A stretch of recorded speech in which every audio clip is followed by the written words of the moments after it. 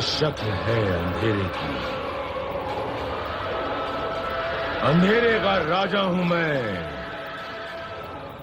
तमराज किल्विश हूं। आप सभी को नमस्कार। मेरा नाम मनोज और आज बात होगी कोल क्राइसिस पर। आप सबको शक्तिमान का वो किल्विश तो याद ही होगा जो बार बार कहता था अंधेरा कायम रहे। जी बिल्कुल। अब भारत में घट रहे कोयले की कमी को देखकर लगता है कि किल्विश की बात कहीं सच ना हो जाए, क्योंकि भारत एक ऐसा देश है जहां 70% बिजली कोयले से बनाई जाती है।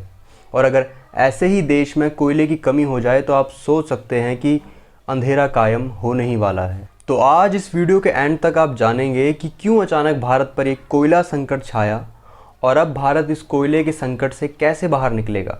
क्या इस दिवाली अंधेरे पर रोशनी जीत पाएगी या हर तरफ अंधेरा छा जाएगा, ये सब आप जानेंगे इस वीडियो के एंड तक।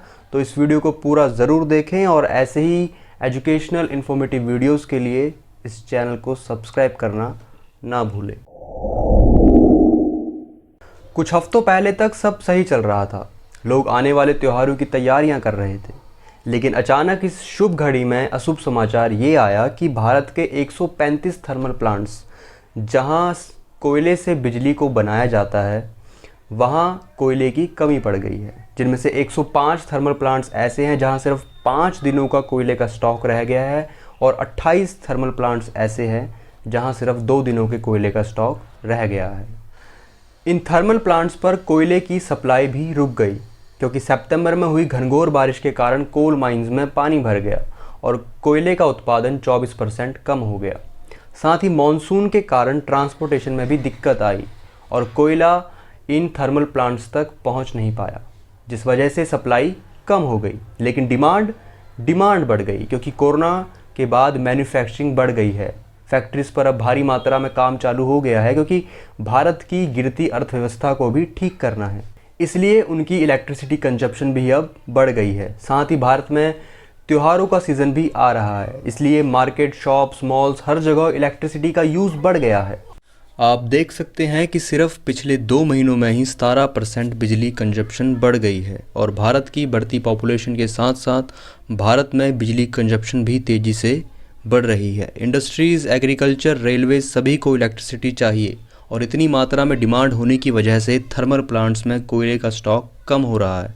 इस पर भारत क्या कर सकता है, वो किसी दूसरे देश से कोयला इंपोर्ट कर सकता है, लेकिन वहाँ भी समस्या है। समस्या ये है कि एनर्जी क्राइसिस केवल भारत में ही नहीं, विश्व के और देशों में भी है। जैसे चाइना में लिफ्ट्स और एलिवेटर्स को बंद कर दिया गया है, वहाँ भी पावर कट्स लग रहे हैं और वहाँ दुकानों के ओपनिंग और क्लोजिंग टाइम को भी कम कर दिया गया है। साथ ही फैक्ट्रीज़ पर कम इलेक्ट्रिसिटी कंजप्शन के ऑर्डर्स भी दे दिए हैं और चाइना में ये दशक का सबसे बड़ा इलेक्ट्रिसिटी क्राइसिस बताया जा रहा है। वहीं यूरोप में 500% से गैस के प्राइसेस बढ़ गए हैं। जर्मनी में थर्मल प्लांट को कोल की कमी हो जाने की वजह से बंद कर दिया गया है और यूएसए में इस एनर्जी क्राइसिस के कारण फैक्ट्रीज़ पर बंद होने का संकट भी मंडरा रहा है। क्योंकि कोरोना के बाद सब जगह मैन्युफैक्चरिंग बढ़ी है, सब जगह कंजप्शन भी बढ़ी है, इसीलिए इंटरनेशनल मार्केट में कोयला 40% महंगा हो गया है। जो कोयला भारत इंडोनेशिया से मार्च में $40 प्रति टन पर लिया करता था, उस कोयले की कीमत अब $160 प्रति टन हो गई है। तो ऐसे में दुनिया का सेकंड लार्जेस्ट कोल इंपोर्टर कहे जाने वाला देश भारत अगर ज़्यादा इंपोर्ट करता है तो उसका सीधा असर भारत के आम आदमी की जेब पर पड़ेगा, क्योंकि अगर कोल महंगा होगा तो इलेक्ट्रिसिटी महंगी होगी और अगर इलेक्ट्रिसिटी महंगी होगी तो उससे जुड़ी हर चीज़ का रेट बढ़ना जायज़ है और इसीलिए भारत ने कोल का इंपोर्ट 30% कम कर दिया है। तो अब कोल का इंपोर्ट कम हो गया है और थर्मल प्लांट्स में भी कोल का स्टॉक कम हो रहा है। ऐसे में अब सारा प्रेशर एक तरह से CIL कोल इंडिया लिमिटेड पर आ जाता है, क्योंकि भारत में 80% कोल का प्रोडक्शन CIL ही करती है। साल 2020-21 में 716 मिलियन टन कोल में से 596 मिलियन टन कोल अकेले CIL ने ही प्रोड्यूस किया था। मगर बारिश के कारण कोल माइंस में पानी भर गया, जिस वजह से कोल की प्रोडक्शन कम हुई और थर्मल प्लांट्स पर कोल भी कम पहुंचा। इस पर CIL ने थर्मल प्लांट्स को ब्लेम भी किया, क्योंकि थर्मल प्लांट्स ने मानसून से पहले अपने कोल के स्टॉक को ठीक से मैनेज नहीं किया, जिस वजह से उन्हें स्टॉक में कमी पड़ रही है। और इस कम कोल स्टॉक का असर आप साफ देख सकते हैं कि पंजाब में 3 थर्मल प्लांट्स बंद हो गए हैं, केरला में 4 थर्मल प्लांट्स बंद हो गए हैं और महाराष्ट्र में 13 थर्मल प्लांट्स बंद हो गए हैं। दिल्ली के सीएम भी बता रहे हैं कि जल्दी दिल्ली में भी पावर क्राइसिस देखा जा सकता है। बिहार सीएम भी कह रहे हैं कि बिजली की कमी की वजह से उन्हें प्राइवेट कंपनी से महंगी बिजली खरीदनी पड़ रही है और राजस्थान में डेली पावर कट्स लग रहे हैं ताकि इलेक्ट्रिसिटी क्राइसिस को टाला जा सके। चेन्नई में भी पावर कट्स देखे गए, पंजाब में भी पावर कट्स लग रहे हैं और ऐसा ही हाल झारखंड और आंध्र प्रदेश में भी है, जहां किसान परेशान हो गए हैं क्योंकि इस समय उन्हें सिंचाई के लिए पानी की ज़रूरत होती है, जो पंप्स की मदद से आता है और पंप नहीं चले तो उनकी फसल सूख जाएगी। इंडिया में ही कोल की प्रोडक्शन को बढ़ाने के लिए गवर्नमेंट ने कोल माइंस का ऑक्शन करना शुरू कर दिया गया है, जिसमें से 8 कोल माइंस को सक्सेसफुली ऑक्शन कर भी दिया गया है और 40 और कोल माइंस को ऑक्शन किया जाएगा ताकि इन फ्यूचर ऐसा कोल क्राइसिस देखने को ना मिले।